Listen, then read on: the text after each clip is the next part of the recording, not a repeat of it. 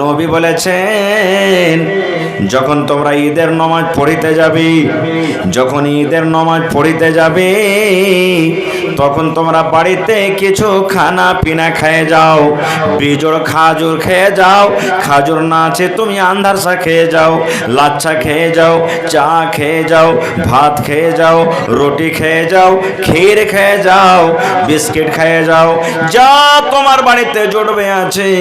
নবী বলেছেন ঈদের নামাজ যখন তুমি পড়িতে যাবে তুমি কিছু খেয়ে যাও, আর বকরিদের নামাজ যখন পড়িতে যাবে তুমি যদি পারো সুন্নাতের পরে যদি আমল করো আল্লাহ রাব্বুল আলামিন তোমাকে নেকি দান করবেন। কি সুন্নাতটা হইল? নবী বলেছেন সন্ধ্যাবেলাতে তুমি যা খেয়ে নেবে আর তোমাকে আর খানা খেতে হবে না, ফজরের পর আর তোমাকে খেতে হবে না। ওই যে যা খেয়েছেন এশারের নামাজের আগে আগে ওই খাওয়াতে আপনাকে থাকতে হবে।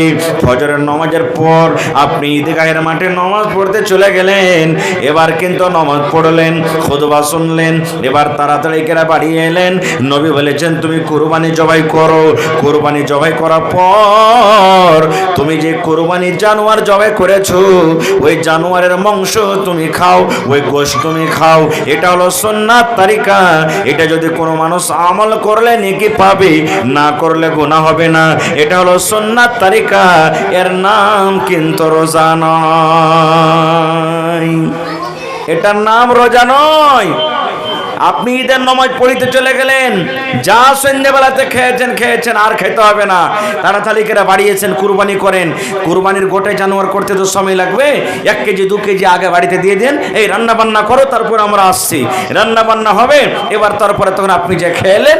এটা হলো সুন্নাত তরিকা, এটা রাসূলের হাদিস। ভাইরে আর কিছু আছে আমলের কথা। আল্লাহ রাসূল বলেছেন হে আমার উম্মতরা তোমরা শুনে নাও, যারা কুরবানির জানোয়ার কুরবানি করবে, যারা কুরবানি করবে, কুরবানির জানোয়ার কিনেছে কিংবা এখনো কিনতে পারেনি, নবী বলেছেন উম্মতরে যারা কুরবানির জানোয়ার খরিদ করেছে কিংবা এখনো করেনি কিন্তু ইরাদা আছে কুরবানি করব, ওই লোকটার ব্যাপারে নবী বলেছেন যখন জিলহিজ্জা মাসের চাঁদ যখন উঠে যাবে, চাঁদ যখন তুমি পশ্চিম দিকে দেখবে উঠে গেছে, চাঁদ ওঠা থেকে নিয়ে কুরবানি করা পর্যন্ত নবী বলেছেন তোমার শরীরের তুমি কিছু কাটতে পাবে না, তুমি মুছ কাটতে পাবে না, তুমি দাড়ি কাটতে পাবে না, মাথার চুল কাটতে পাবে না, তুমি কুনি কাটতে পাবে না। নবী বলেছেন শরীরের তুমি কোনো জিনিস কাটতে পাবে না। কোন লোকেরা? যারা কুরবানির ইরাদা করেছে। আপনি কুরবানি কিনেননি এখনো, চাঁদ উঠে গেছে, কিন্তু ইরাদা করেছেন জানোয়ার কিনবো, পরবের দিনই আপনি কিনেন, ঈদের দিনই আপনি কিনেন মানা নাই, কিন্তু ইরাদা করেছেন কুরবানি কিনবো। রাসূল বলছেন যতক্ষণ তোমার কুরবানির জানোয়ার জবাই না হবে ততক্ষণ পর্যন্ত তুমি শরীরের মাথার চুল কাটতে পাবে না, মোচ কাটতে পাবে না, বগল সাফ করতে পাবে না, সারামগার গোড়াতে যেগুলো চুল আছে ওগুলো সাফ করতে পাবে না, কুনি তুমি কাটতে পাবে না। এই সমস্ত জিনিস থেকে তোমরাকে কি করতে হবে? রুখতে হবে। কিন্তু মুসলমান বাড়িতে কুটুম চলে এসেছে, বাড়িতে কুটুম চলে এসেছে, মুরগা জবাই করতে হবে, হাঁস বতক জবাই করতে হবে, তার জন্য কিন্তু মানা নাই। মাছ জবাই করতে হবে, মানা নাই। আল্লাহ রাসূল বলেছেন উম্মত তোমার বাড়িতে মুরগা আছে, মুরগি আছে, হাঁস আছে, বতক আছে, বকরি আছে, তুমি জবাই করো। যারা কুরবানি করবে ওরা জবাই করতে পারে, কোনো গুনাহ নাই। যেটা রাসূল শুধু নিষেধ করেছেন সেটা হলো কি মানুষ শরীরের কোনো জিনিস কাটতে পাবে না। এটা হলো কি সুন্নাত তরিকা। আর কি করতে হবে? আল্লাহ রাসূল বলেছেন কুরবানি তোমরা যখন করবে নামাজ পড়ার পর তোমরা কুরবানি করো, আর খবরদার নামাজ পড়ার আগে তোমরা কুরবানি করিও না, কারণ নামাজের আগে যদি কুরবানি করো তোমাদের কিন্তু কুরবানি হবে না। একজন সাহাবী ঈদগাহের মাঠে দাঁড় হয়ে গেলেন, ইয়া রাসূলুল্লাহ আমি তো ভেবেছি আজকে খাওয়া পিন্দার দিন, আমি তো কুরবানি ফজরের নামাজের পর জবাই করে দিয়েছি, আর জবাই করার পর আমি ঈদের নামাজ পড়িতে এসেছি, নবী গো বকরিদের নামাজ পড়িতে এসেছি, আমি তো আগে জবাই করে দিয়েছি। আল্লাহ রাসূল রাসূল বললেন, সাহাবীরে তোমার কুরবানি হলো না রে বাবা, তোমার কুরবানি হলো না, কারণ তোমার গোশত খাওয়া হলো, মাংস খাওয়া হলো, তোমার কুরবানি হলো না। তোমাকে যদি কুরবানি করতে হয় তাহলে নামাজের পর তুমি কুরবানি করো। নারে তাকবীর। নবী তোমার নাম শুনিয়া পাগলে আমার মনটা গো, নবী একবার দেখা দিও গো।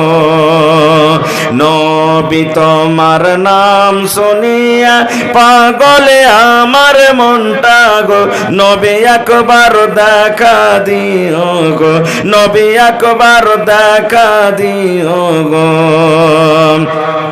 হাসরেতে দিও গো দেখা, দেখব নয়ন ভরে গো।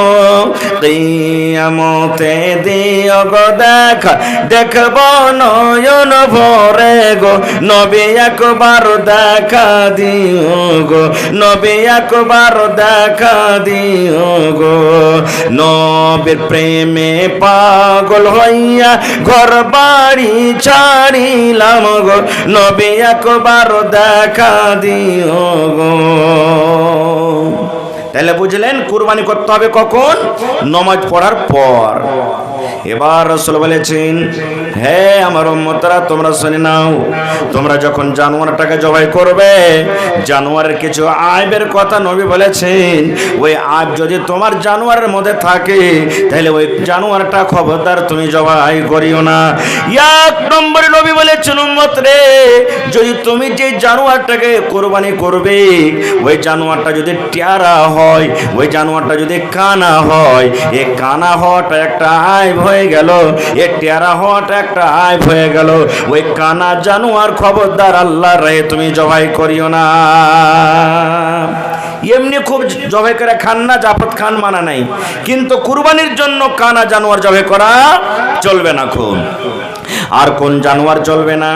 নবী বলেছেন, যে জানোয়ার তুমি কোরবানি করবে ওই জানোয়ারটা যদি ঝনকা লাগা থাকে, ওই জানোয়ারটা যদি ঝনকা লাগা হয়, ওই জানোয়ারটা যদি হাঁটছে তো ল্যাংড়া ল্যাংড়া হাঁটে, আল্লাহ রাসূল বলেছেন উম্মত ওই জানোয়ার খবরদার খবরদার তুমি জবাই করিও না, কারণ ঝনকা লাগা ল্যাংড়া জানোয়ারের কোরবানি আল্লাহ রাব্বুল আমিন কবুল করবেন না। আর কোন জানোয়ারের কবুল হবে না? আল্লাহ রাসূল বলেছেন, যে জানোয়ারের মধ্যে গুদা নাই, যে জানোয়ারের মধ্যে হাড্ডি শুধু ভরা আছে, কমজোর জানোয়ার, দেখতে দুর্বল, নবী বলেছেন খবরদার খবরদার ওই জানোয়ার তুমি কিন্তু জবাই করিও না। আল্লাহ রাসূল বলেছেন, সিং ভেঙে গেছে, সিং ভাঙা জানোয়ারের তুমি কোরবানি করিও না, ল্যাং কাটা আছে, কান কাটা আছে, খবরদার এরকম জানোয়ারের তুমি আল্লাহর রাহে কবুল হবে না, এরকম জানোয়ারের তোমরা কুরবানি করিও না। কিন্তু হ্যাঁ, একটুখানি কোনো জায়গাতে চামড়া উঠে গেছে, সাধারণ ধরেন একটুখানি চামড়া উঠে গেছে, এগুলো কোনো আইব লয়। কান আছে, ওই যে ফুটা করা আছে কান, এটা কোনো আইব লয়। কান এক একটু ধরেন কান থাকালে এক একটু কেটে গেছে, হালকা ফুলকা চুল বাড়িয়ে গেছে, এটা কোনো আইব লয়। এই ধরনের জানোয়ার কিন্তু আইবদার হইল না। খুব আরো একটা জানালেন ভাই মুসলমান, জানোয়ার তো কিনতে হবে, কিন্তু দাতা জানোয়ারের কুরবানি করতে হবে। আল্লাহ রাসূল বলেছেন, লা তাসবাহু ইল্লা মুসিন্না, হে আমার উম্মতরা তোমরা কুরবানি যখন করবে তোমরা দাতা জানোয়ারের তোমরা কুরবানি করো।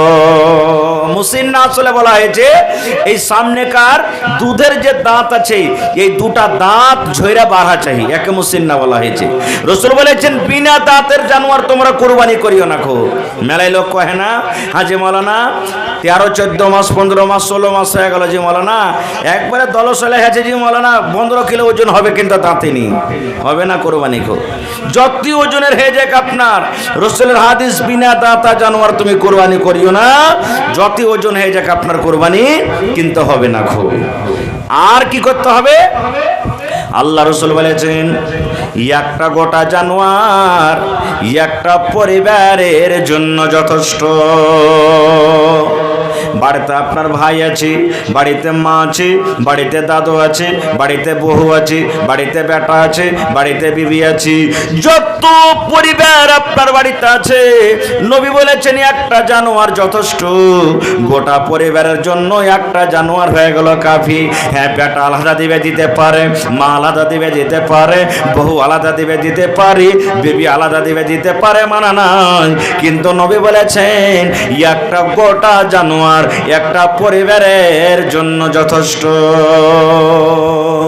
এই জায়গাখানে একটা আমরা ভুল করছি। কি ভুল?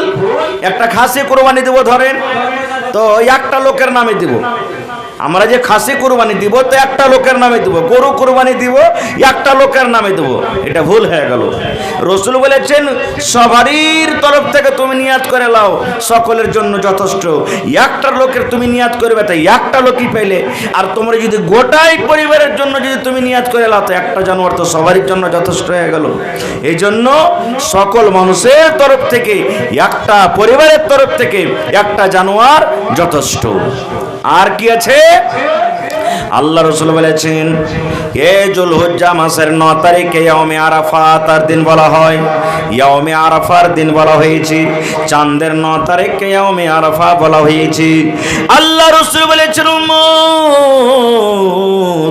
চাঁদের 9 তারিখে যদি তুমি একটা রোজা করো, একটা রোজা যদি করো, রোজাটা কে করবে? যারা বুড়া মানুষ তারাও করবে, যারা জোয়ান মানুষ তারাও করবে, যারা বেটি ছেলে তারাও করবে, যারা মহিলা তারাও করবে। যারা করলে নেকি আছে, না করলে কিন্তু গুনাহ নাই। কত নেকি আছে রে মুসলমান, নবীর হাদিস শুনেন। ওরে আল্লাহ, আল্লাহ রাসূল বলেছেন যদি ইয়াউমে আরফা মানে আরফার যদি তুমি একটা রোজা করো, এই দিন পড়বে তার আগা দিন, বকরাদের দিনের আগে একটা যদি রোজা করো, নবী বলেছেন উম্মত একটা রোজার নেকি হলো এত, গত 1 বছর কার আর সামনে যেটা বছর আসবে মিলিয়ে 2 বছরকার গুনাহ আল্লাহ আপনার মাফ করে দেবেন। সুবহানাল্লাহ।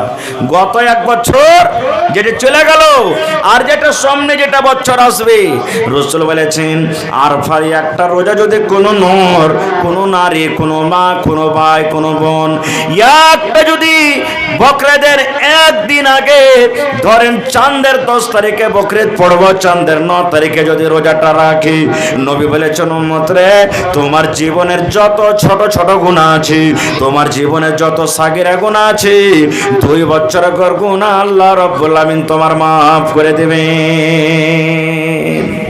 সুবহানাল্লাহ। এত হলো এটা ফজিলতের দিন। আর কি আছে এই মাসে?